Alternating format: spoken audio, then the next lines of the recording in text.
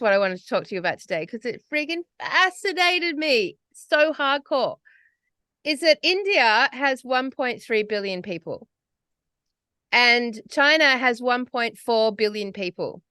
Wow. Yeah. And China is a bit bigger than India as a continent, but it has an extra, chunk of people as well. 100 So million, yeah. I went to India and we traveled far, man. We went as far as we could go, like all over the place in India. And then we went to China and did the same sort of, or as far as we could go, all rural areas, same sort of energetic. When we were in India, every single second of the day and night, I knew that I was with 1.3 billion people. Like I knew, I could hear it. It never was silent. Everywhere you went, there was people. It was just so freaking busy. No matter where you were, it was full of people. Like you were always pushing your way through the crowds. And the old Delhi markets, places like this, it's suffocating with people, intimidating amounts of people. China, everywhere we went, every place we went, including the cities we ended up going through, there's no people. There's no fucking people. China is empty. Holy Wow. shit. You better put this at the beginning of the podcast. It can be the loop into the show. China is empty.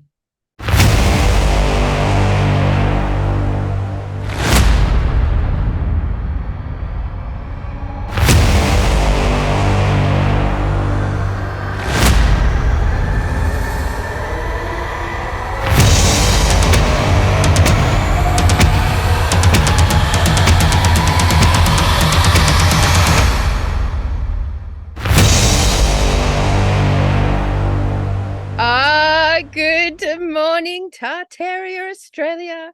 Autodidactic. We're back in the house, man, or back in the country, I should say.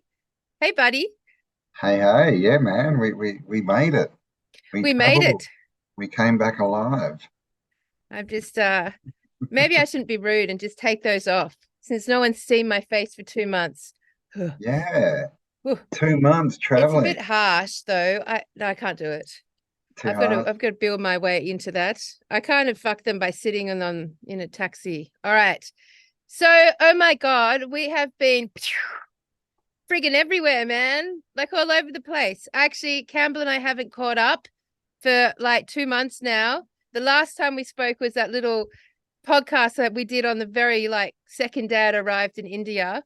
So I Yeah. actually have no idea what autodidactic's been up to, what he's been Yeah. doing, who he's been hanging with. He's got no idea what I've been doing.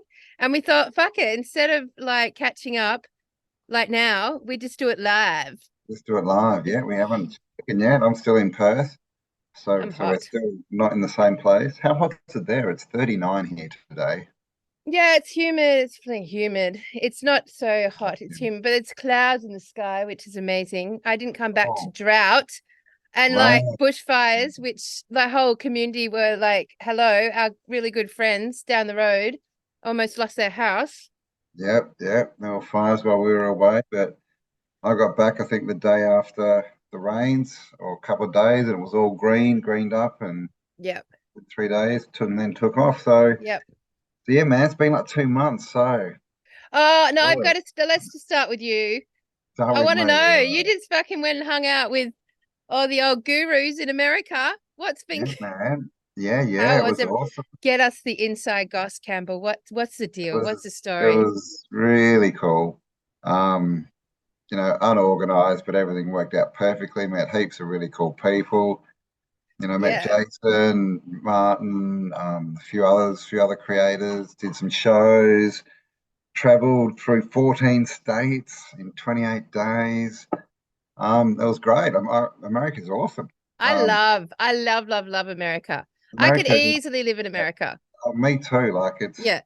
the main thing I noticed, pretty quickly is how much of a nanny state Australia is, man. Like, Yeah, we're not like fucked in up. America, they're like they don't have random police stops. Yeah. Like they don't like randomly stop people and check their licenses or their, breath test or any of this stuff. And I was freaking out because every time I saw the police pulling someone over, I'm like, oh, what happened there? And every time the person said, oh, they're probably just helping them out. And I'm like, what? Yeah. What are you talking about? You Yep. police help people here? What's Yep. going Yep. on? Our police are they're just hunters, man. They're just hunting down dollars in Wasn't Australia. it wasn't it fascinating individually how I mean, I'm assuming you had many moments is how like traveling really allows you to see what programming you've been subjected to.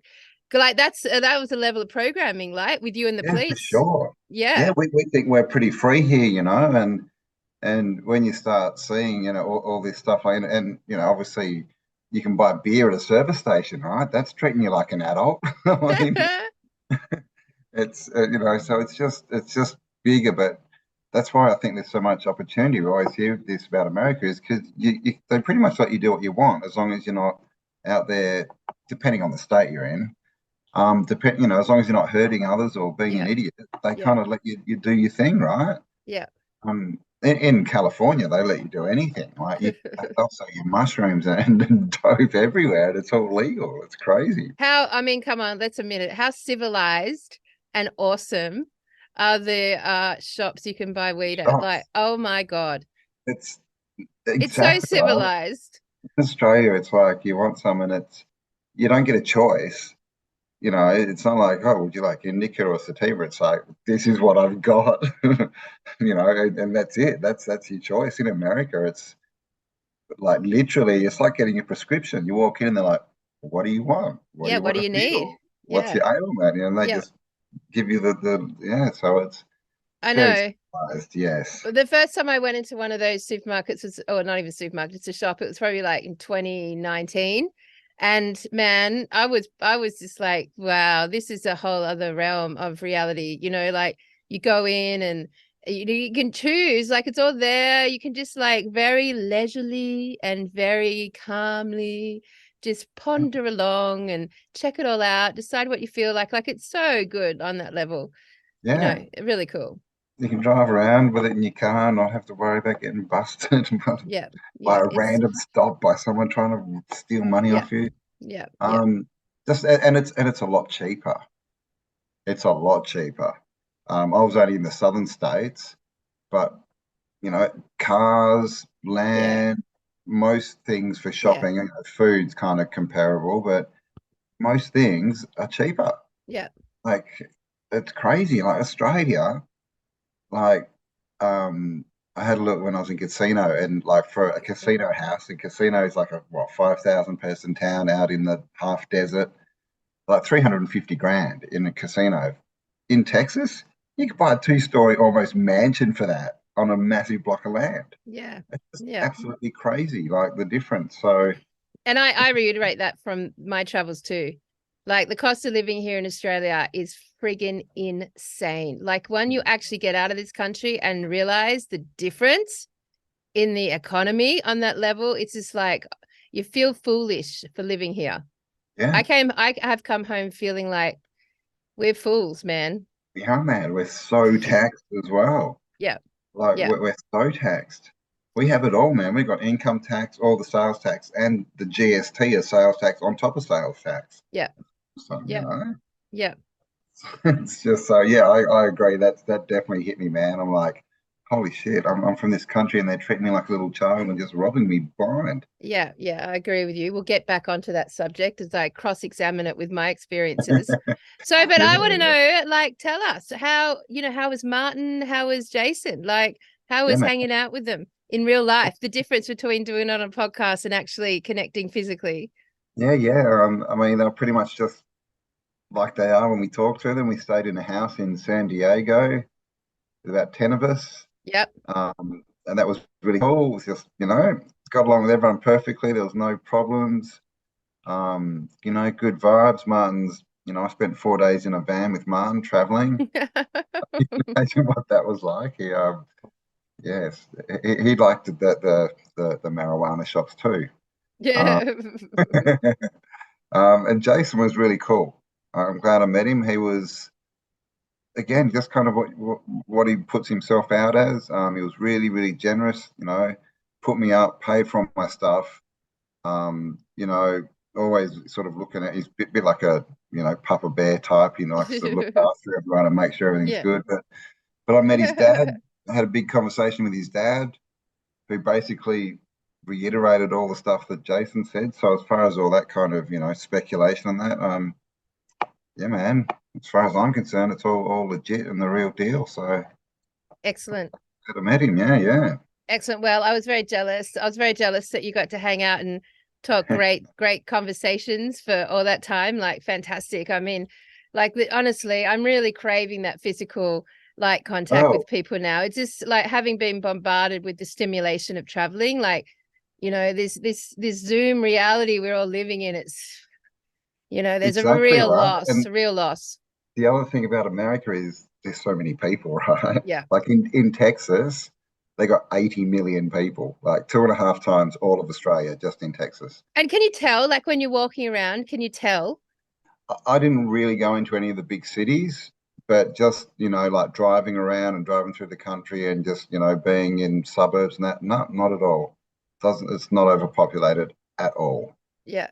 Like we drove 4 days through like Arizona and that's almost like driving through Australia. Like it's like semi-desert and there's no one there. Yeah. So no, it's definitely not overpopulated. But what's good is like for live shows, because we do have the problem in Australia with the distance. So if we want to do like 2 shows, it's a big travel. In America, things are close, man. You could do like 5 shows in a couple of weeks without a problem. So, maybe we'll go and do a tour at some point. Yeah, well, I absolutely love America. All my interactions with America have been amazing. The people, the places, the whole culture. They are Yeah. definitely on my radar as some of my favorite people. I really love Americans. I've got a And I shot thing. a gun. I shot a You shot, gun. how was that? I've shot a gun once in my whole life, and it was so dramatic, as in it was so loud and like the kickback was so strong that I was like, there, yeah, whoa, I could feel the death in that power of that weapon. Hey, Yeah, man. Yeah. No, we just had a shooting range and I shot like a 9mm and a .22, just handguns. Yeah, it was good experience. But yeah, they're loud with a bit of a kick. But I mean, that's the other thing, right? In America, everyone's half the people just packing, right? They got guns in their cars and that. But we know, right? All these, mass unlivings that happen by guns. It's not normal people, is it? It's all these setups and stuff. So it's not like people say, well, they've got all these guns, so they're all crazy. It's not that at all. no. Um, they just don't want to take no shit, man. So yeah, no, America was great. All the people were awesome. Um, the food you've got to, I think I put on about 5 kilos. So you Uh, definitely got to don't hunt even out the talk to proper me food. about it. Don't even talk to me about it. My diet just went out the window, Yeah, man. I know, same. Oh, it was the food probably was the hardest part of my journeying, because India, it Yeah, has like a massive, like, it's just so spicy. Everything is so hot and spicy, and if you're not into hot spicy food, unfortunately, thanks to my English parents, that was never going to mature well in me from the start. yeah, Um, and then of course they very, very, very minimal meat, and then China. Well, that's just a whole other realm of food yeah. stories. I tell you, that's just a whole other culture. But yeah, no, the food for me was quite a shocking event. We went from this cleanest carnivore diet, you and I, to for me, the first like 3.5 weeks ended up being primarily rice and like naan breads. And then there's quite a lot of like fried foods that have like semi-spicy inside. So I mean, I just basically lived off carbs. And Yeah. like that was a very big shock to my system. Your system, Yeah. yeah, I had the same. My system got a bit shocked because well, I mean we were totally off carbs pretty much, and just the carb intake, your guts are like, hang on, like you eat, and then like half an hour after, you're like, oh my God, Yeah. what have I done? Mm-hmm. Yeah, but no, I definitely, we lots of meat in America, so I didn't have that issue. But yeah, everything's fried. I had deep fried cheese. Yeah, It, man. it's literally that's like a dish, Yeah. like deep fried cheese. Yeah. Crazy. Where have you been living, Campbell, man? Come on. Yeah. Well, Right. Yeah. So like so for you on your trip, what have you taken out of it that's just lingering on around your mind right now? What are the raw details that have just sort of stayed with you? You've been back for how long now? Like 3 weeks, but you're in Perth. 2 weeks or something, yeah, but I'm in Perth, yeah. Same thing. It's just a big wide world, right? There's so much out there. And I Yeah. did 4 weeks and it was just like it's not even enough to do one state, really. Like there's just so much and it's all opportunity, right? Like, we've sort of, you tend to sit in your environment and not really go out and think that that's how Yeah. it is. And, we're all supposed to be so awake and all this stuff, but we still sit around, not really experiencing the world, don't we, in the Yeah. system, We do. because we have to, or we think we have to, or we think there's too many restrictions, or there's not enough money, or whatever. But, you can just do it. I think it's just a decision. And, if you get out there and you don't need lots of money or lots of anything, really. Um, just get out on a wing and a prayer and go for it. So, I mean, yeah, I just want to travel a lot more now. Mm. Um, obviously, Europe next year. But yeah, I'd like to go back to America, do some more shows and stuff. And yeah, man, I'm into traveling. Yeah, it's definitely stimulation. So I was in India for 3.5 weeks and then China. So two very contrasting cultures. And Yeah. I love this way of traveling. I love going from one extreme to the other. It's such a full embodied experience, just when you start to settle into the vibe of one, you sort of like catapulted into the vibe of another, and they're so different. They're so different. I fucking love India. I would move to India in a second. I love that country. It was just extraordinary. Um, if you've never been to India, I highly recommend. It's on everyone's bucket list. Like literally, you could take years to see that culture in that country. But some of the I mean, everywhere we went was just gold. It was just like everything about it was in every way a 10 out of 10, and I just clicked straight into the chaos. It was just my perfect sort of vibe. It's utter chaos, as everyone knows, the famous traffic, but like on the very first set, leaving at Delhi, the airport, to get to our hotel, we literally, the very first thing we did was drive in to the oncoming highway in the opposite direction traffic. Like the very first event was just straight in there, trucks coming at you, fucking excellent. So like that side of things I slipped into, and the utter freedom. It's just like utter freedom in all directions. And like that just stayed with me for the whole trip. Of course, and then we get to China, which is a contrast. But yeah, India on that level, amazing. And I saw my programming, like especially around smoking. Like smoking in India happens everywhere. Like there is nowhere that's off bounds. You can smoke everywhere. And actually, it's really weird when you are a Westerner and you go to move yourself outside, or you ask for ashtrays, or you you obviously avoid like basically 90% of places where you wouldn't normally, like elevators, trains, Invaders. overnight stuff, taxis, restaurants. I mean, there's just nothing out of bounds. And that's, to me, was crazy. Like I really had to click into, and I had to really try hard to click into gear on that one. But it's friggin' amazing, just the freedom in it and the acceptance. The culture is so accepting of basically everything. Like you can't, like it's just, and they just adore Westerners. Like they have a Yeah. real like adoration and love there. They really, put you on a bit of a pedestal, which, like it's just how the culture's unfolded. But everyone was so friendly, and there's not one person you'd pass who wouldn't smile at you.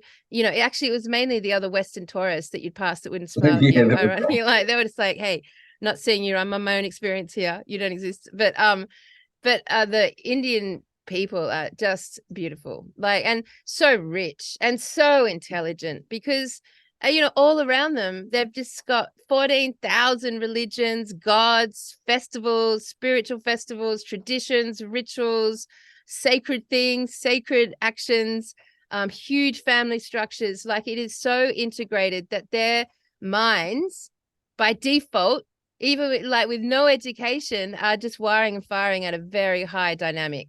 Like the input is a lot going into them, or they're super stimulated all the time. And because of that, their depth of thought is super intelligent. It's super, super intelligent. And like everywhere you go, it's just extraordinary. You know, like every turn there's, and the whole it's so fascinating from a Tartarian perspective. Because obviously, like this whole time, I'm just like, I'm overlaying like everything we've ever talked about with like seeing it in different cultures. India was a bit of a head trip, you know, because like the whole thing is basically Tartaria, but it's like you're living on the ruins of it. Like, you know, here in the West, like the elements of Tartaria that we can see are basically cleared up and cleaned up and part of like the rich now beautiful cityscapes, and you know, Yeah. they've integrated beautifully into the, like we've restored them all basically. Yeah. Yeah. Yeah. But in India, it's just like you can go from a restored temple into like the rubbles of another one.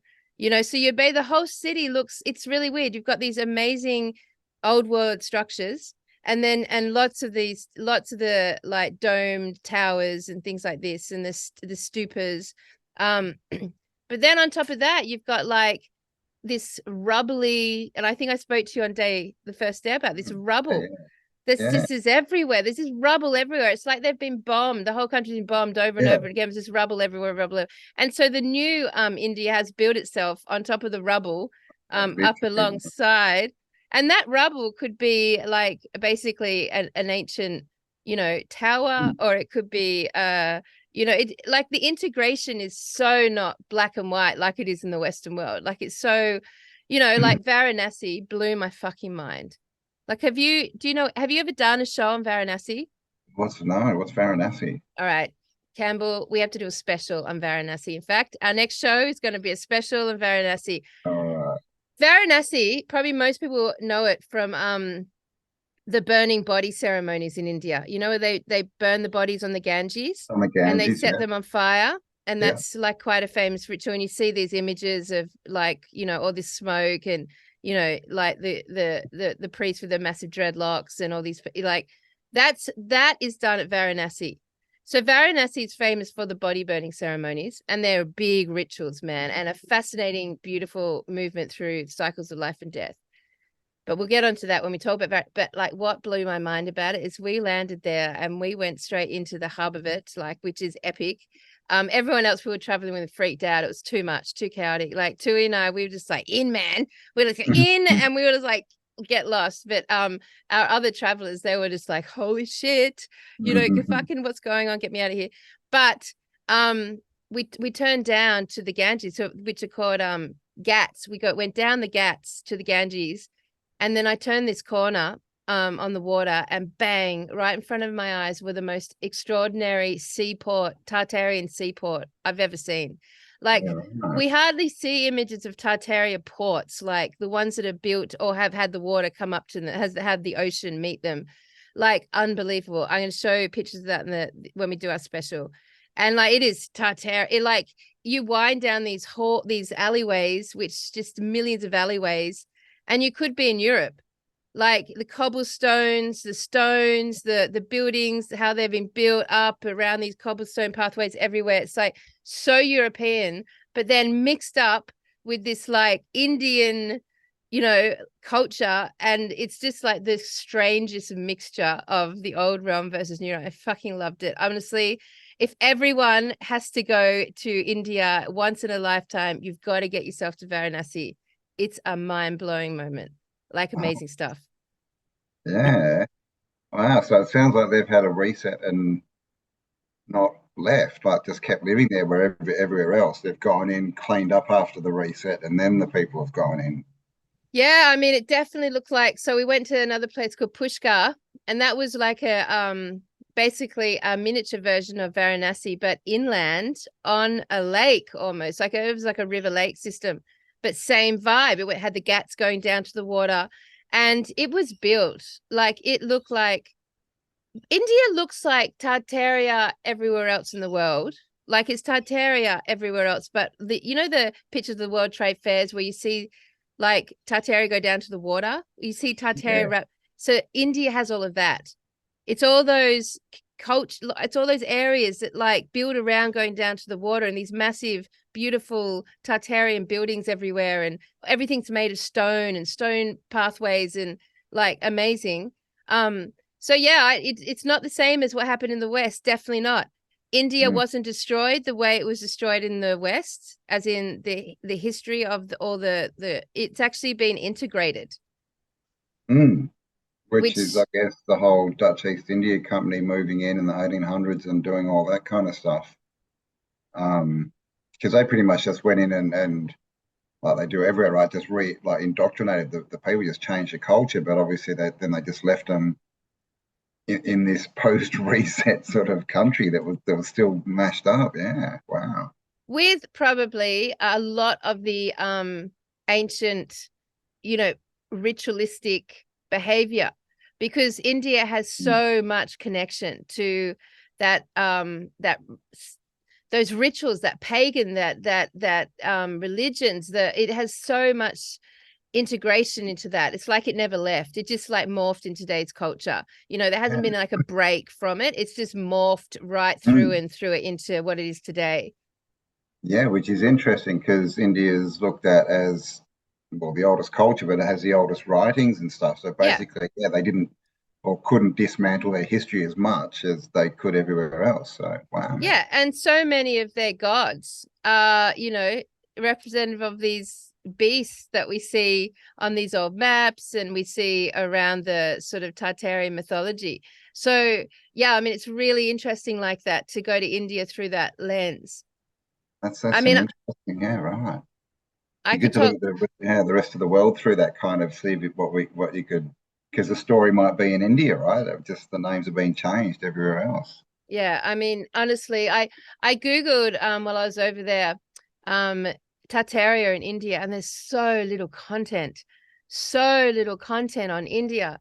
It's really interesting. And and I look at sort of, while I was there, as we was moving around, considering, you know would the Indian culture, the people of India, would they be inspired or driven to or curious at all about this fake history? Like, would they actually even be inspired to think those questions? It's so different from us.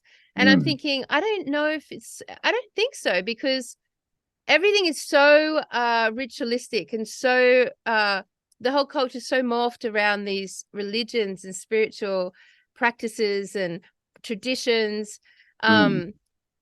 that really all questions they have about Yeah, how this came about has been ingrained into so many yeah, stories.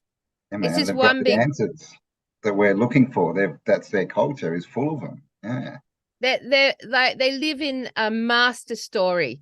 You know what I mean? They live in a mixture of master storytelling narratives. Like, every single thing that you could possibly want to answer to, that, or you have a question for, there is some answer there, which is Mm, interesting, because if you look at the truth community, the Indian people don't play any real role in that process online. Like, we don't see Indian creators. We don't often cover India. It's not like it's like there's no engagement, you mm. know, which is interesting. And I think this is probably one of the reasons why. It is interesting because they're a massive population. They're online massively, but they don't seem to be into the truth so much, do they? So I mean, so in truth yeah. seeking, like whatever. Well, I mean, their whole culture is so thoroughly responding to what is the truth. Yeah. Mm, Like, it's so rich in response to what is the truth. Like, I don't even think many Indian people would move or even bother to question the tradition or religion that they've mm. been born into, because it's so many generations holding that Right. Yeah. concept. Geez, that must be nice, right? Not having questions all the time. But at the same time, they're like, because of all of that, and then because there's so many of them, the people themselves are really nice to each other, because they've Mm, grown up with so much diversity on these topics of morality and ethics and gods and traditions, that they generally all come to the consensus that our religions all say, be good, be nice to each other, be kind, don't steal, don't lie, don't cheat. You know, like it's all the same moral code, the same ethical code has been handed into all of them, basically. They just got a little bit of fuckery like we do about, you know, how you treat men and how you treat women and how those roles play out, and that sort of, you know, oppression, suppression of the goddess energy. That's everywhere in India, of course, you know, everywhere in China as well. Yeah. So how was China? I've heard a bit about India and seen a few pictures and that, but not much of China. Yeah, China, I died because I realized that my phone didn't have a VPN on it and nothing worked. Like not like it's so firewalled. So WhatsApp won't work, Google won't work, YouTube, Facebook, you know, even like downloading like basically nothing. I was completely firewalled on my phone. And then my laptop, I did have a VPN, so it was working, but it took ages to find a like a because I think the way I don't know much about VPNs, how they work, but you have to sort of like find there's got to be a connection outside the country. So it's constantly scanning for nearby countries where they could piggyback on the internet. I don't know. I don't know how it works. I didn't even bother finding out, but it was constantly struggling to find a connection. So even though I had a VPN, it was still shitty internet. So they really are closed off. Wow, that's bizarre. And you can't actually, and there's a few frustrating things. So where we went from a culture of total freedom and everything was blissful, the hotels we stayed in were gorgeous. A lot of them were old palaces, because in India, when the going back to India, the diversion here, something we should also look at. When the East India Trading Company came into India, so India had like kings everywhere. They had kings everywhere. What were they? Maharajas everywhere. And they owned land and people, like kind of that Robin Hood serf sort of thing, right? But it was all really respected and powerful and of the people, for the people, and very quite loved. All the leaders, all the kings were loved. And then the Eastern Trading. Oh my God. Dutch East India Trading Company came into India like really quickly, like within a couple of years. They basically like took over, like the each king in India, each Maharaja like basically gave over their kingdom to the East Trading Company. And then the English would sit alongside the king on the throne. And it just happened systematically across the whole country. Blew my mind. That story blows my mind. And it's definitely worth investigation. Because it basically then got rid of all of the so basically then all of the history around who owns the land all went essentially to the government or to the crown, or to, I don't even know. We have to research this. The corporation, no doubt. The corporation burned down, yeah. But so India just gave over all its sovereignty, just systematically, without any fight, almost like welcomed it, just like did it over and over again until there was suddenly like zero sovereign ownership. It is a fascinating, weird fucking thing that happened. So I don't know. And that was around the reset years. So let's look into that then, for sure, man. There's a big story in India, isn't there? There's a massive story. Massive story. Because the way they just bowed out of their own country, and they love their country so much, so much, and they just bowed out and handed it over, and then the integration, and then so basically, so many of these amazing kingdoms are now like hotels. Yeah, the old palaces. Yeah, far out. And so many of these Maharajas end up going into the hospitality industry, because suddenly all their wealth was stripped from them, but they maintained their land, their few areas of their domain, which ended up going into, you know, tourism. But it's a trippy story, and definitely we haven't done any investigation into it. So I really think we should do that. Anyway, sure, back to China. So, all right. So picture the scene. I've been like this like hippie, friggin' carefree 3.5 weeks. I've been smoking anywhere I want, everywhere I want. I've been having the best time ever. Everything's been amazing. Loved it and unbelievable. And we end up going to China. And so the airports in India are excellent. They're so helpful and beautiful and easy. It's just like high security, but excellent, way better than Australia, by the way. And then we get to in China.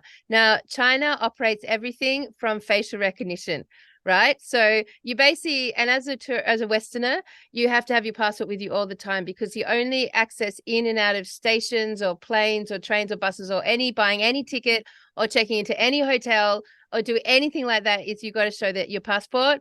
Then there's really slow process where they have to take this document and fill it all out by hand, and they have to scan into the computer. The whole thing takes about 15 minutes per person, and you have to do it everywhere you go. So you have the surveillance on you is just there's nowhere we went they wouldn't have known where we were. You know what I mean? Like, it's set up so like that. And it's all facial recognition. So they're just tracking your face all over the country. So we even saw people paying with their eyes, with their face, paying for things just with their face. Oh. All right. So that's one thing. So suddenly you go from lots of freedom to lots of surveillance. We checked into China and we landed in Hong Kong, caught the train over to China, and then started our trip. And we sort of aimed our way straight into the ancient rural areas. We skipped all the cities. And I have to say, like, the first ancient village we saw was fucking mind-blowing. Like, China is mind-blowing. China, the culture in China, the continent, unbelievable. Amazing, unexplored. It's like they live in an eco bubble that no one really, it's like a privilege to be there because it's hard work to get the visa. And to finally get there and to be in it, it was just quite extraordinary. Like, this country has the most natural landscape. It is the most beautiful landscapes. Like, all of the movies like Avatar and all of these amazing, those big pinnacle, tall, thin mountains, the huge waterfalls, the landscapes are unbelievable. We know nothing of China. We know nothing about China. We know nothing. It is like a secret, forbidden palace, the whole country. Everything, all the old culture, all the old towns, the villages, it's all been preserved. And, it's all, again, same thing, pavement stone everywhere. It's all paved, thousands of years of paving stones everywhere. Like, you just don't work. Apart from the cities, I didn't even walk on bitumen or concrete, It's all pavers, ancient stonework. These villages are unbelievable. Like, you go into them and, a lot of them be preserved now and still lived in and operated, but like preserved. And they're just like beautiful canals running through these ancient stone, like Really? temples, people's homes, and, like, and they're all sort of centered on canals and broader waterways. And, you've got to cross over the water to get into the villages. And I'm sure there'd have been star forts there if I'd seen it from a higher version. Like, it honestly, it is something, it's like better than Europe. It is, in as much as it's like, it's Europe, but from a totally different cultural version of it, but I could have felt like I was walking down an alleyway in Scotland at the same time. It's just got such a, like, you can definitely see the consistency of the old realm. Yeah, 100%. And they're all built, both India and China, so much stonework, same stonework. So not villages full of bark huts like we're shown. No. I mean, there are some like indigenous cultures in both that have their huts. But my most favorite, I'm not going to go in and over it. Like, there's so much I could talk about, but we'll do it in shows because there's so much to look at. But the one place that was just insane was this place called Feng Wang. All right, let's go have a look. Come on a walk with us down these beautiful polished stones of the old realm into these ancient villages of the old realm, Chinese style. So of course we see so much of the European villages, but How often do we get the privilege of being in the Chinese equivalent?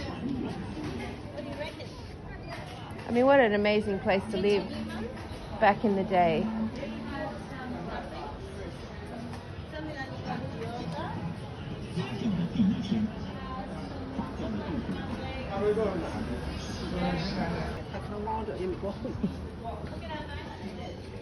And it Feng won, and it literally was the Venice of China.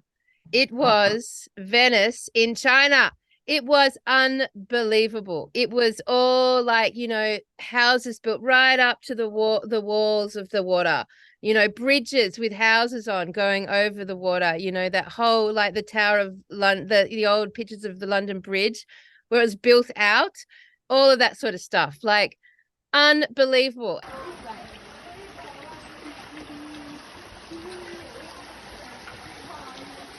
So beautiful.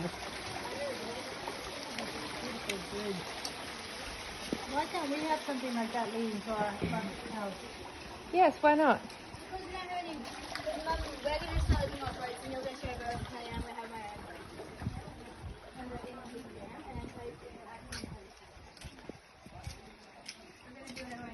And like this, just one little, honestly, it was so that was fortified. That had a big red wall all around it. And like points. So again, you'd be really interested to see it from above. But like literally hundreds of cobbled alleyways, streets, shop fronts, canals, just totally integrated. And at night, the place is all lit up in the most, China does the most amazing night lights. Australia is bullshit on the night lights. Oh my God. Yeah, anyway, it was just amazing. But I'll put in some photos about now so you can see I'm boring as I'm talking. Wow. Yeah, right. So it's basically like we think it's just that's just the old world, just all through there. Same as Europe, same as Australia, same as America. Yeah, it must have been a trip going from India to China, like going, like say, from full freedom to full bloody 15-minute dystopian cities. Mate, we're entering the China part of the podcast. You know, I can tell you China was such a contrast, but like the biggest thing, and this is what I wanted to talk to you about today, because it friggin' fascinated me so hardcore, is that India has 1.3 billion people and China has 1.4 billion people.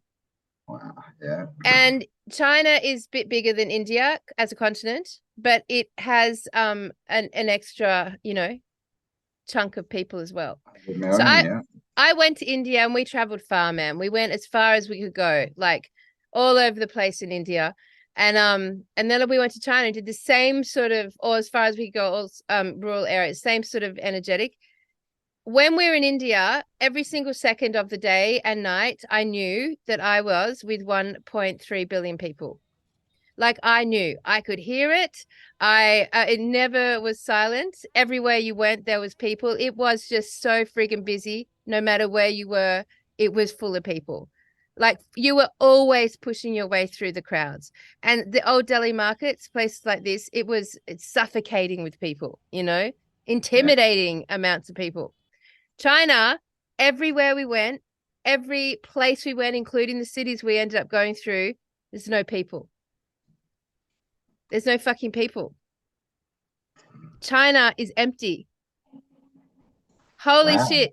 You better put this at the beginning of the podcast. It can be the loop into the show. China is empty. I mean, and like, it's really such an obvious contrast. So, and let me take this a bit further, because you and I have done shows on the ghost cities, right? We've done shows on the Chinese ghost cities. Yeah, did you see it? Yeah. The Chinese ghost cities, there's now 3,500 of them. What? Like, we're not talking 7 anymore, right? And no, I didn't go through any ghost cities.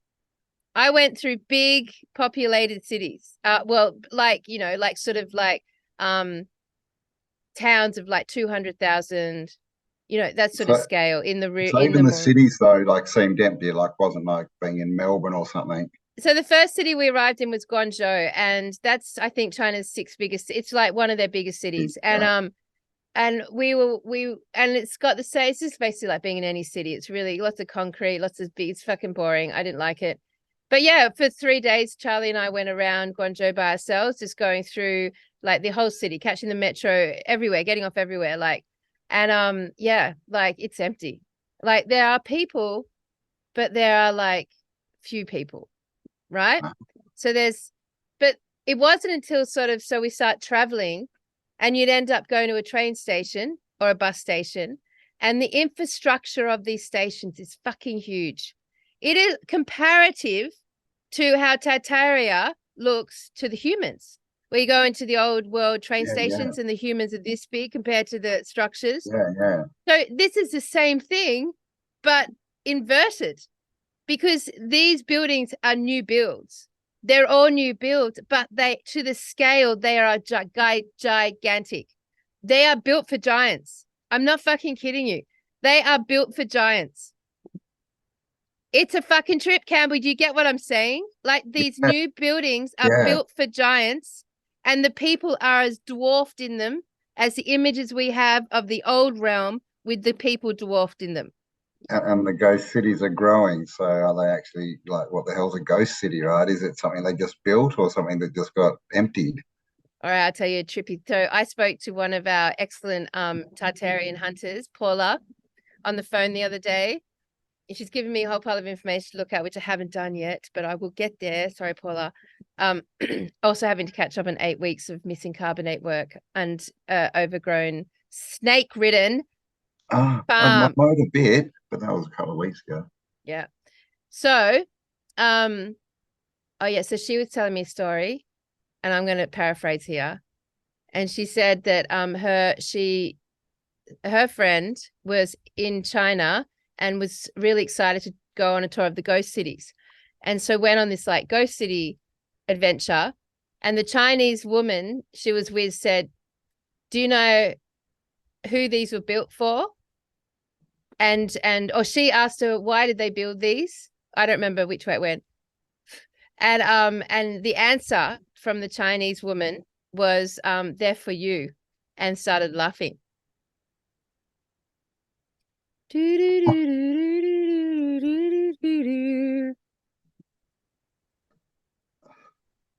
What? So anyway, back to my story.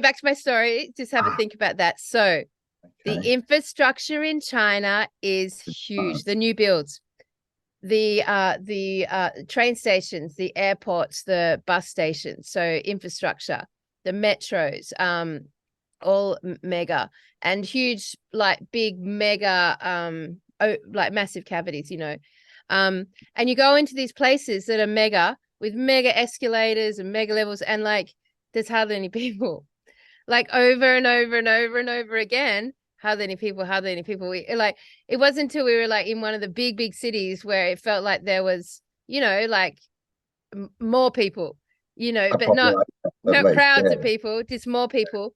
And when you go up to get your train, because everything runs to the second. Right, yeah. And you sort of like, there's gates, like you got to wait, and then they're open, and then you wait, and it's like this whole like process. They've got this whole like moving people through things down to a fine art. You know what I mean? Like to the minute, to the second.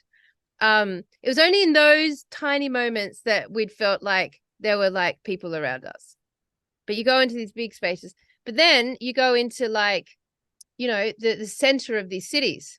And so we went through, and I'm not talking about the big cities with millions in them. I'm talking about like the 500,000 sort of level cities. You'd stay in a hotel, and like so many times we were overlooking the city at night, and you're staring down at these mega suburbs, mega like thousands of chalets all like in front of you, or apartments, all massive, and huge roads. Everything's so big, the roads are so huge, and you're looking at it like at 8 o'clock at night, and there's hardly any lights on. No lights in these windows. Like hardly any lights on. And even when we went to a more rundown part of China where it was more low key, definitely not that you know, big, or, and like, even then we'd look out at night and there, you know, hardly any lights on. It's really weird, right? That's crazy. There's supposed to be, where's the 1.4 billion people? And there's no cars on the roads. So it's literally, it's empty, because if there was that many people there, then at least in the cities and the metropolises, you'd see a lot of people. You know, at a very least, it'd be like Melbourne, which is a small city in the world scale, but Yeah. you definitely know there's a lot of people there. Yeah, and also, you know, like when you're going to, like, I don't know, just drive somewhere, you pass traffic, you know, and we hardly pass traffic. And we'd like go on buses with hardly any people on it, and That's crazy. and then we'd go to like these big, because they've got made a fine art out of like turning nature into a theme park. Like they've got so many natural amazing things to see that they've like made them theme parks. So they're like, you'll go there and you'll catch a carriage up this huge mountain, like a cable car up this huge mountains. And then you get there and there'd be like a mega escalator in one of the mountains going up further. And then like there'd be like this glass elevator that you'd come down on the side of, like, just stuff like this. Like it's just like this whole world of how do you move people around these things really efficiently, which is like unique. It's really unique. But and so at the opening of all these mountains or waterfalls or whatever, there's this huge like ticketing area and, you know, Starbucks or whatever shops.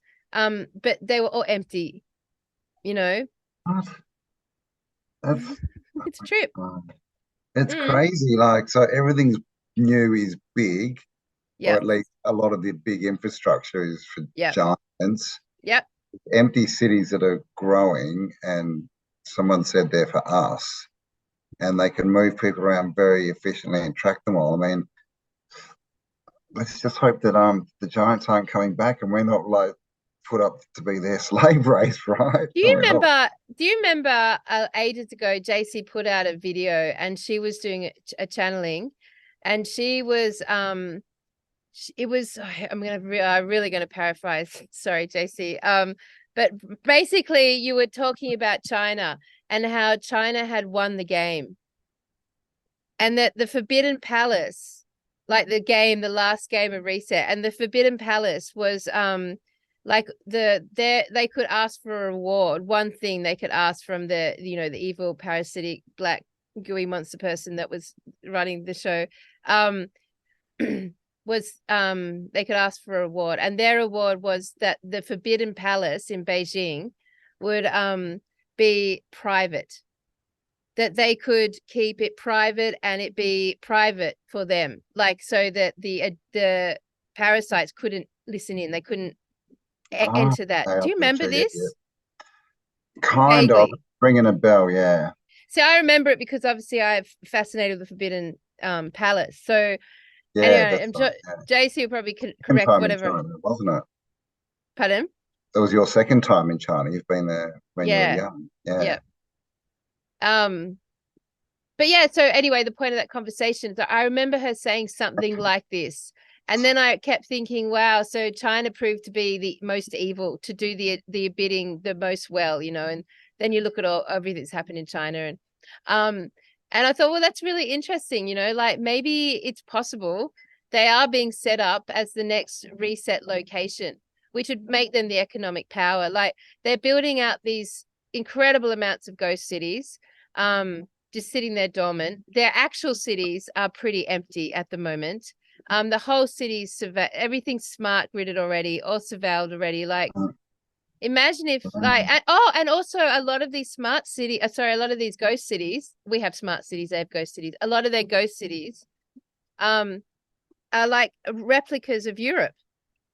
Yeah, exactly right. Yeah, they got London and Venice and stuff, and yeah. I mean, that's crazy because we see all these, and I think, you know, this topic's been discussed years ago, but, you know, we see all these photos, right, of these cities that are empty and clean, and then suddenly all these populations turn up in them, and they all get indoctrinated, get their job, and starts rolling. I mean, yeah, man, is that what they're setting up? Like, it's the same old story, do it again right after the reset.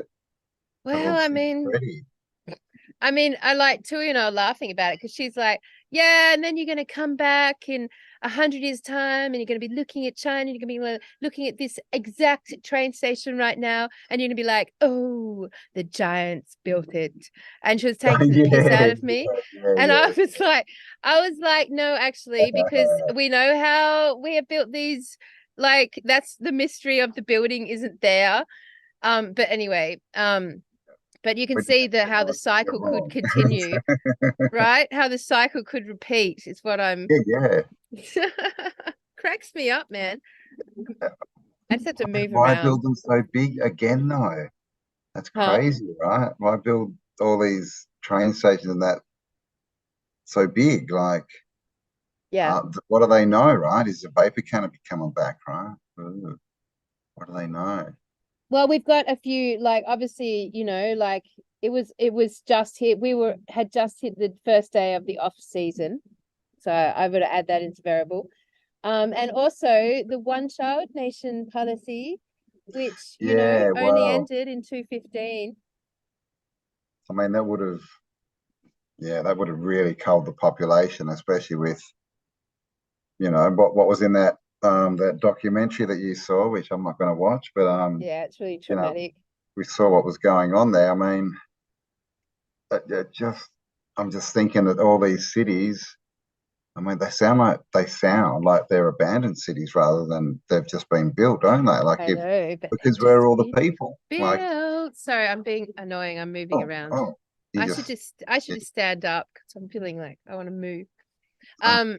Go on. Yes, no, it's doesn't friggin' it sound? That's what it sounds like, Yep. because there's no people there. Like, where are all the people? Where are the people? So I mean, like, it's quite a trip, and you know, so I actually was like, oh my God, I want to research this. Like, is anyone else saying the same thing? So then I Googled, you know, where are all the people in China 2023? And there was a few YouTube clips of people in China saying, Westerners walking around going, where are all the people? Like, it's weird. So then I was watching, and there's reports on Shanghai and Beijing, which are the biggest cities in China. And again, empty.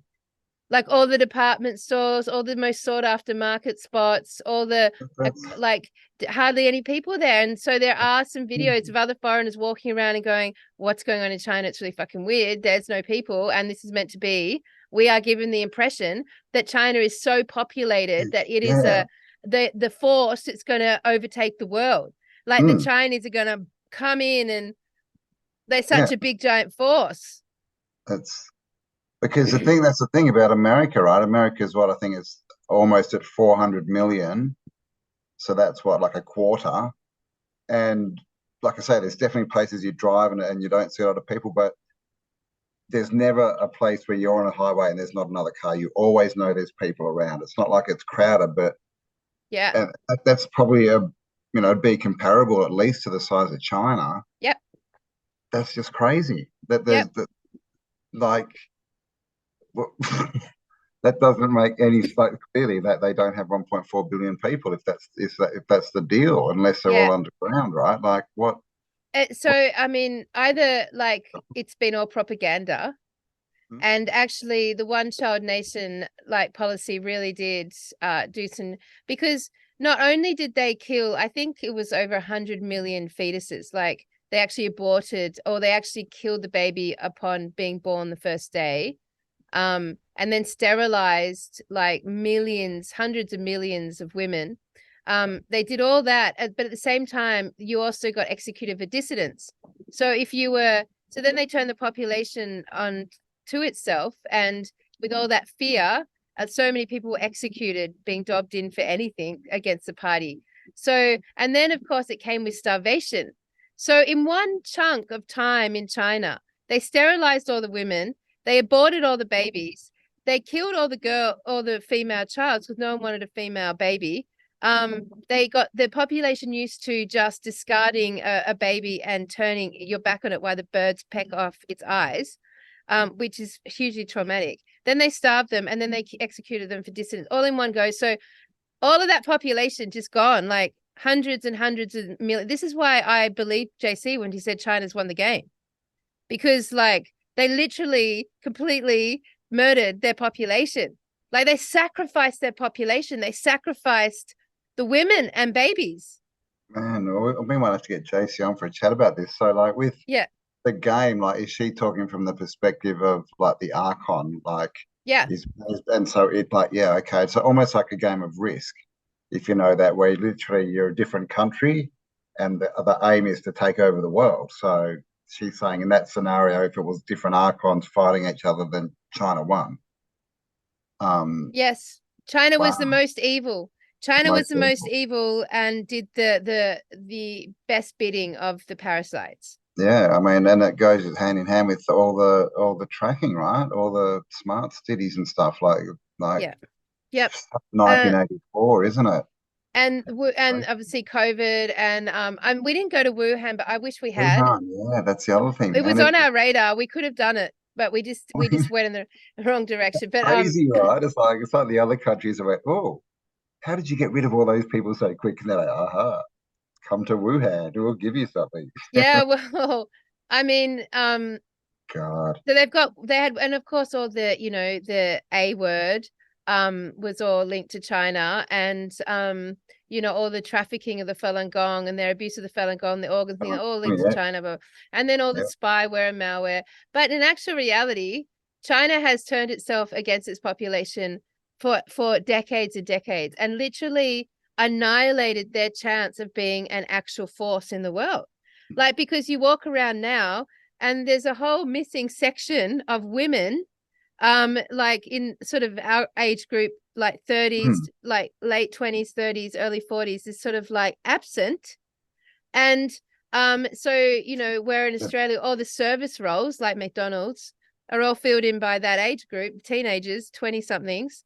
Like now in China, all the 50 to 60 year age group are serving at McDonald's, you know, Wow. which is weird. Because they've got no populations coming up, which means they've got no population of fighting age men coming up, right? So well, the men, so the children, so in 2015 the policy changed and they're allowed to have 2 children now. So they only changed it by even though they would have acknowledged the experiment caused this massive decline on and ability to improve their population, they've still limited it to 2 children. which means basically keeping the population stagnant. It's not going to grow. Yeah, which is a very deliberate thing. Like, it's like they've traded their people as part of the game. Yeah. You know?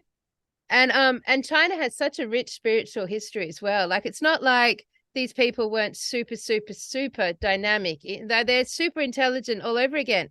They're like some of the most intelligent people. They're like super intelligent, super spiritual people, you know, but totally traumatized and terrified. And everywhere you go, they're completely patriotic. Like they're literally, they're still Chairman Mao's everywhere in like offices and taxis and, you know, pubs and whatever. But they simply believe, and we asked a few people quietly because you couldn't make a big conversation out of it, but they truly believed that their government were like amazing and were there to look after them, and that the government has given them all of this. And they have no idea of any mention of a war with Taiwan. They had no idea what I was talking about. They literally have no idea how China is discussed or talked about in the West at all. Wow.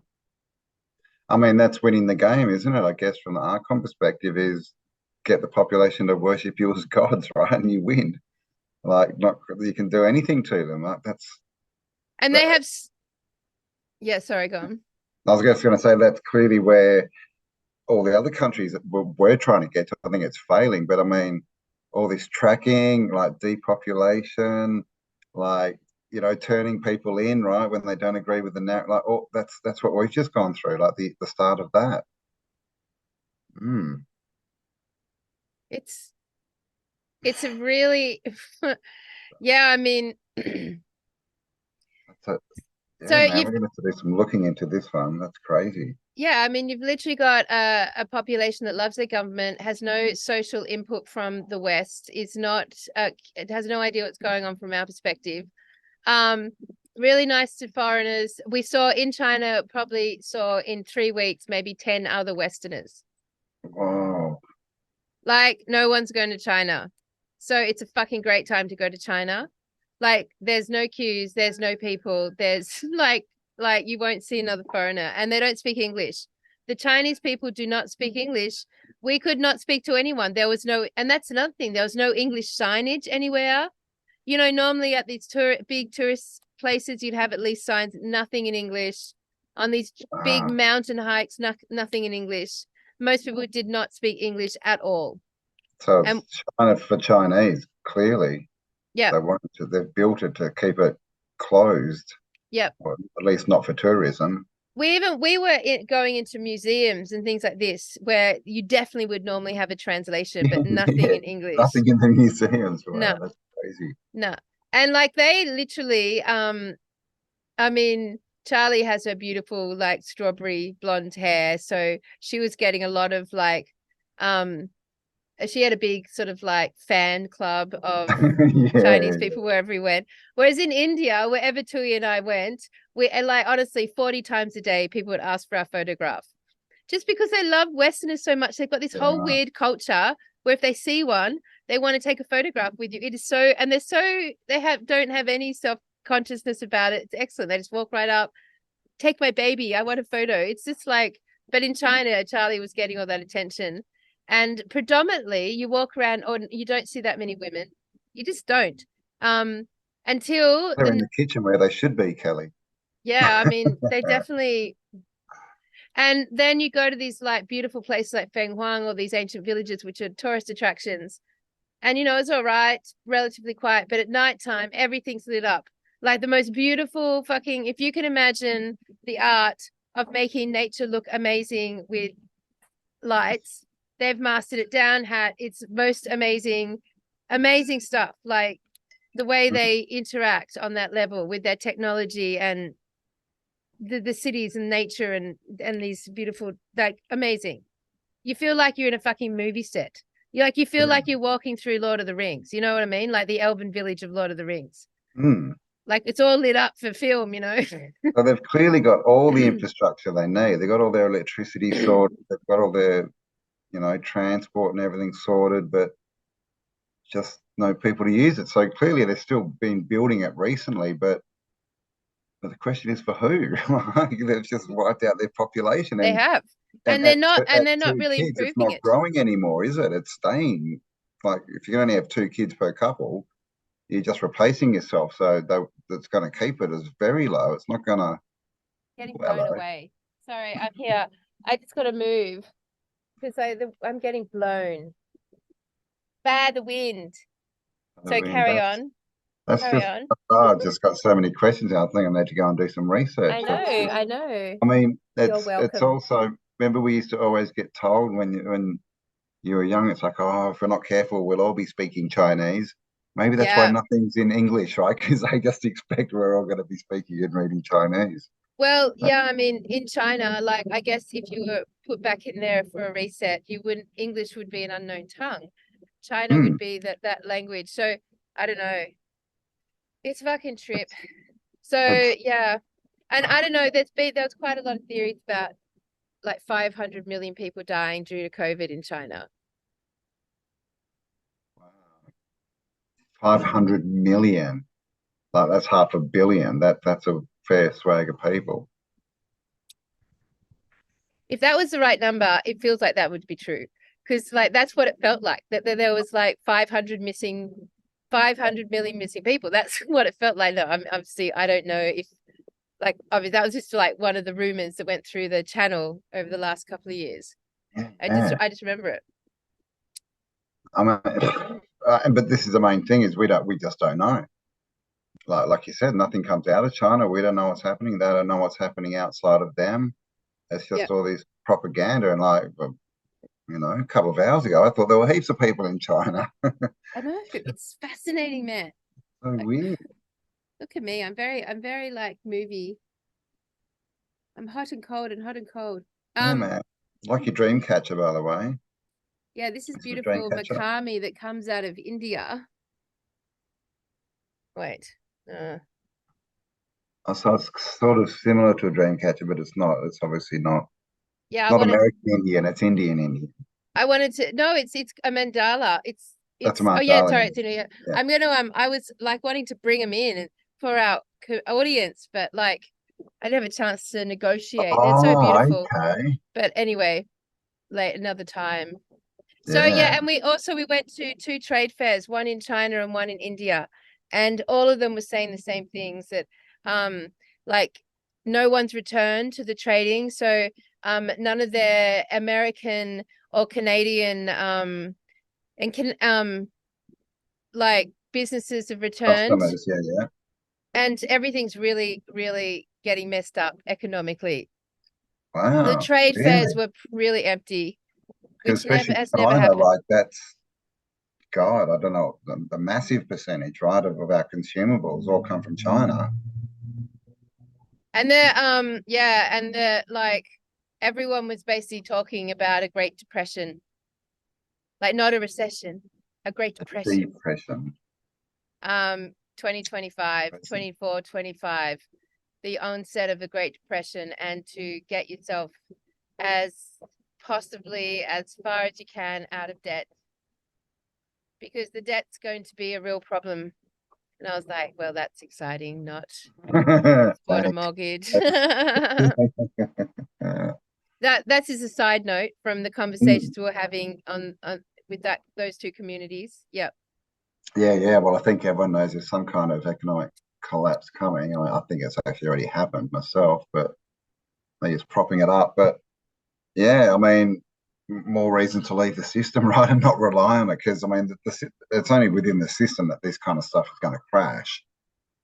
You know, if you're not relying on the system, you got your own, food. And we all fucking rely on it. We do it to some point. I know we do. We all do.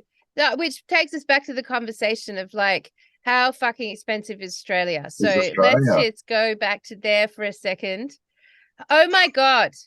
So India, basically, I can't even tell you, like a cup of coffee is 50 cents.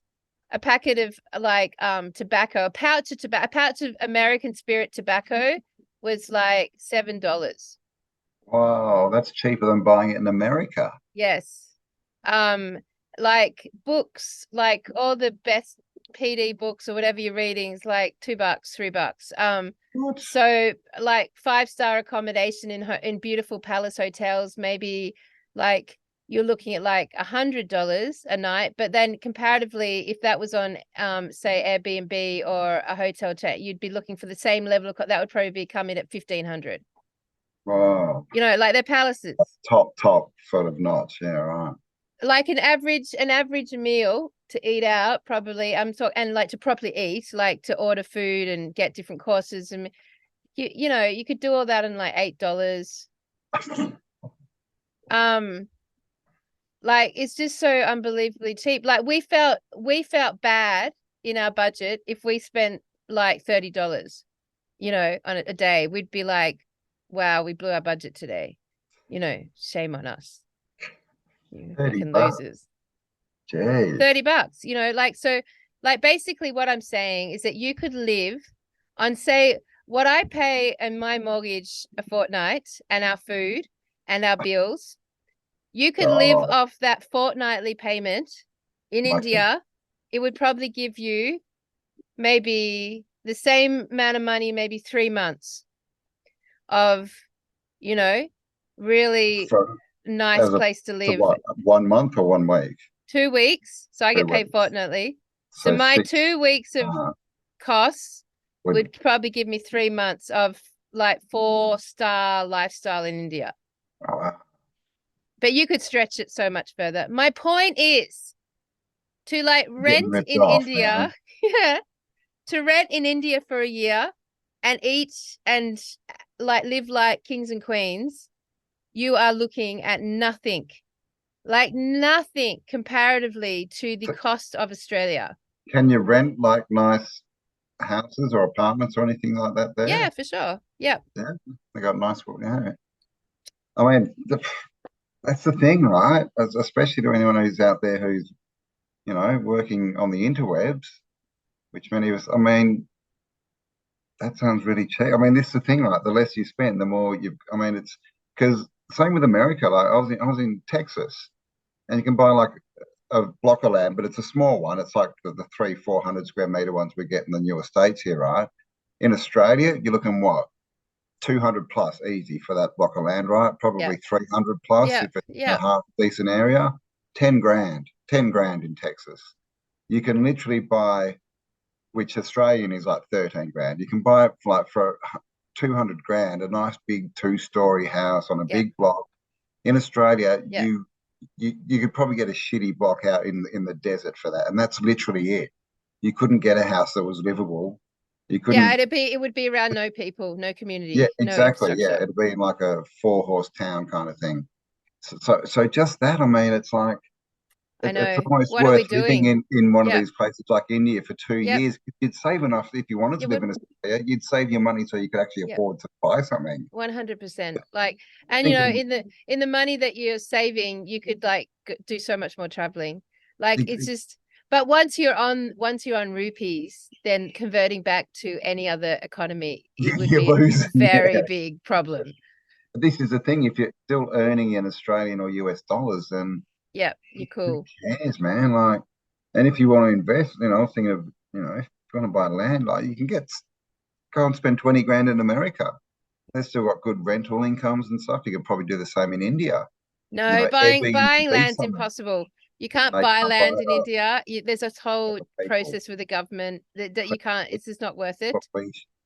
That's why we have such problems in Australia, is because they allow other Yeah. countries to come in and buy up all the land. Mhm. They go and they buy all the best land, all the best resources, and then they just push the prices up, right? That's it. Yeah, man. We And the Indian people love their government. They love their current prime minister as well. Like they love him, and he's yeah. everywhere. Like they're very patriotic as well. Yeah, I mean, so the cost of living in India is ridiculous, and there is so many extraordinary places. And there's certainly Western communities like Goa that are like beautiful. We didn't get to go, but we're definitely going. So there's Western communities there. Wow. Yeah, I mean, Goa, it's like where all the old hippies went in the 60s, and they sort of stayed, and like, so there's definitely places like you could rent beautiful houses, like on the coast or inland in the mountains, and just Because like down have south they got like lots of beaches and stuff, don't they? It's nice and warm and 100. You could rent wherever you wanted, and then just spend the whole time traveling around the country, because you're not under the pressure of how much everything costs here. Like the need to make this income at a certain level is completely cut to, maybe 10% of that. Like it's so phenomenal. Then it's got the big problem though. it's definitely, oh my God, they eat mutton, a little bit of mutton, but it's also hardcore. It's so spicy and hot. Like I would have to have my own kitchen to be in India successfully. Yeah. Well, Yeah, Tui had the best time of her life. Yeah, I bet she did. Yeah. She's a big foodie and just was like fucking Mexican, crazy Mexican, Yeah, spicy man. is hotter. Spicy food. Yeah, so I just sat there and gave her the evil eyes every meal. Yeah.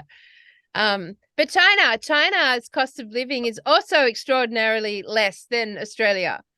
Like again, it's not as cheap as India, but it's definitely nowhere near Australia.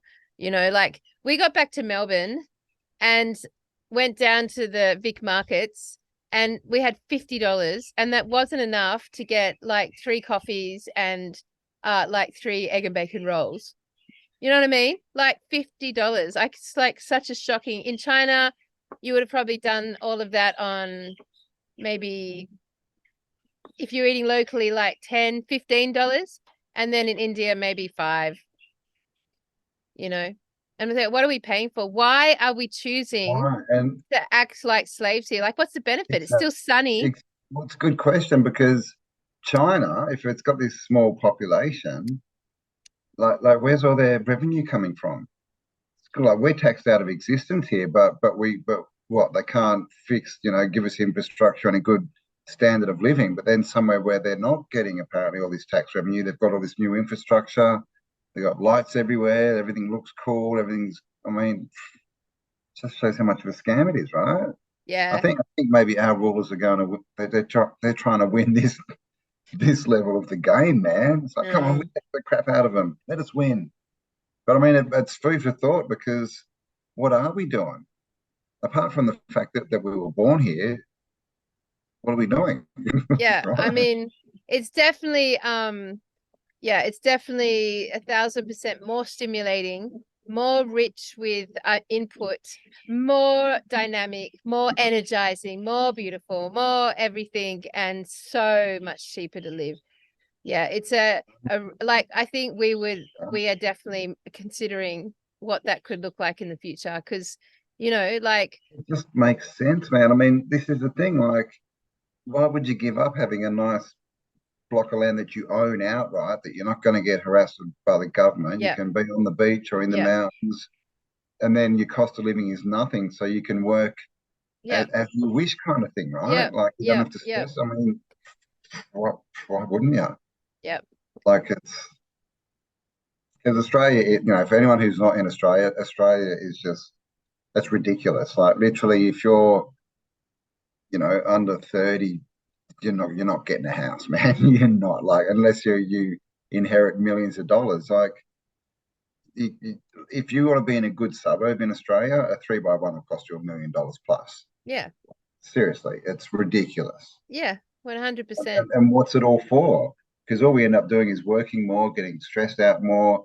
We don't have as much time to exercise, to cook, so we eat worse. We get sick. Why? So that we can bloody give the government half of our wages. I mean, that's not a good plan. No, no. And it's so easy to like just be in it until you get out of it and When see you it get from out, the you don't see outside. it. Yeah. Exactly. So I mean, me too. Like my traveling radar's really high. You can see I haven't come down. I'm moving It's back. Yeah, around, I'm yeah, yeah. smoking. I'm just like, I want to, like, I've just been so used to every day moving, moving, moving, like seeing something new, moving again, seeing a new hotel, a new thing. Mm. And then we get back to our area and it's just like no one here. No, It's there's like, literally, it's like being back in China. yeah, but like it's just in the The bush. cool, yeah, landscape.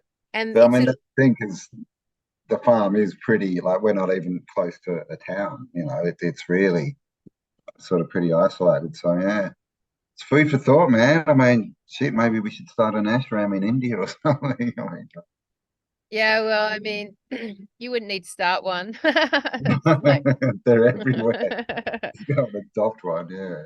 but yeah, I mean, there's a million questions about sort of how China fits into the future of like Yeah, our topics here on what we've been looking at this whole time. I definitely think we need to do a dive on that, and India as well, but definitely China. What's going on? Like, if that's the truth, then I mean, what's going on? There's What's clearly a big going plan. on? What's going on? I know. What's going on? There's Jeez, like too many weird synchronicities with our thoughts on the yeah, resets and how exactly. Yeah. China's sort of currently from the inside looking, it's really very interesting. And Yeah, yeah.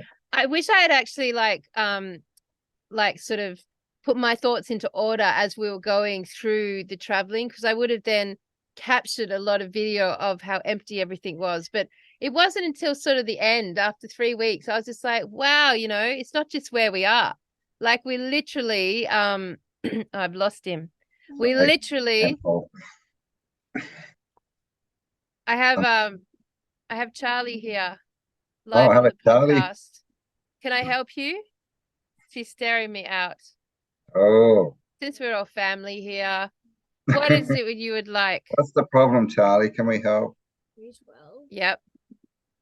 What time are we leaving? Oh, okay. I bet. Yeah, what time are we All leaving? right, you can be more patient than that.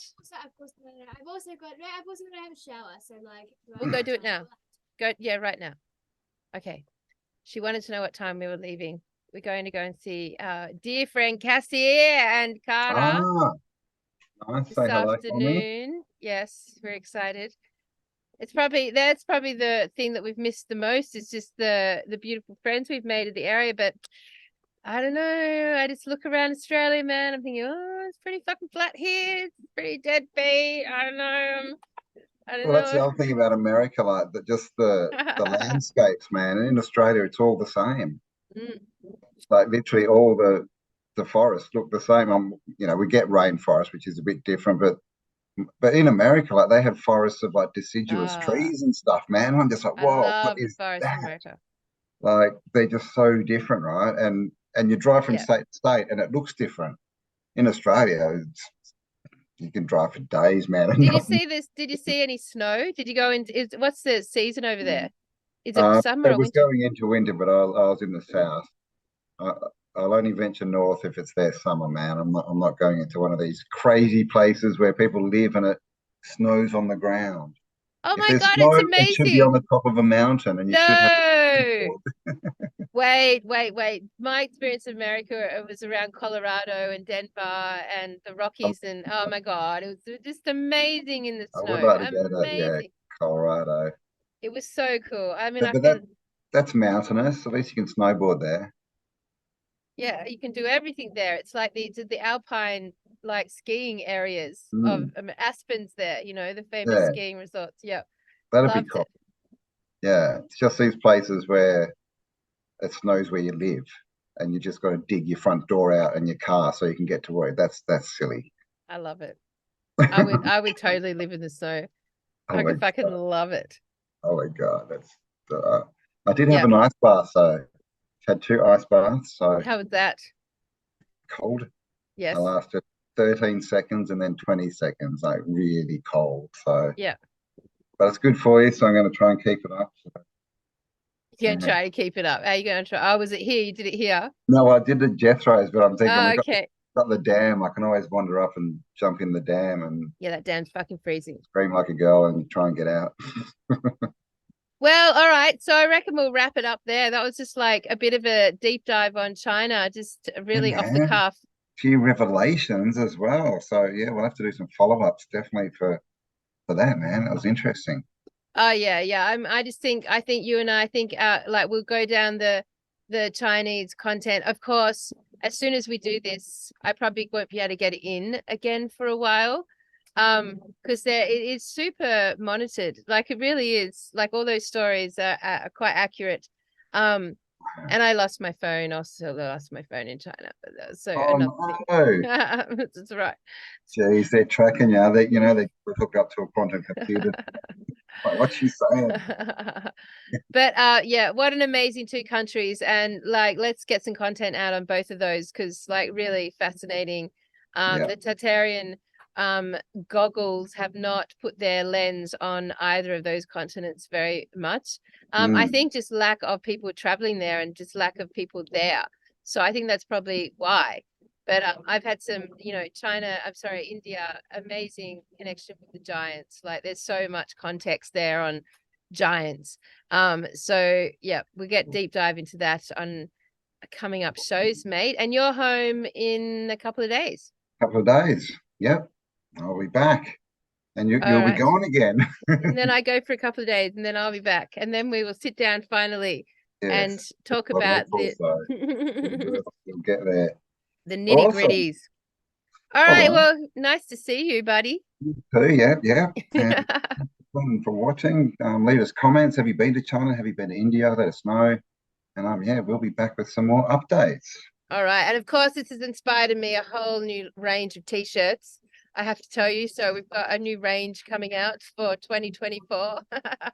Man. And for no other reason apart from the fact that I just love taking my ideas and putting them I just love designing things, I just think it's so much fun to see how the artwork is. It's a big part of my love for this Tartarian realm. So I've definitely got some like new Awesome. ideas in my head.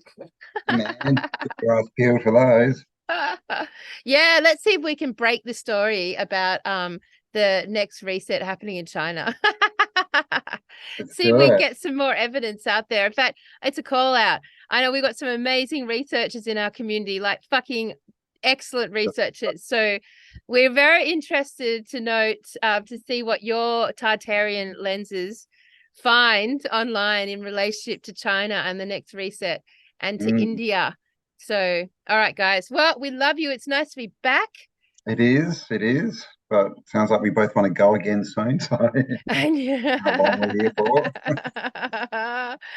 All right. Well, I'll see you in a few days, buddy, and You we'll be will. back online next week. Cool. All All right. right. Cheers. Love you, man. See you ya. guys. Bye. Bye.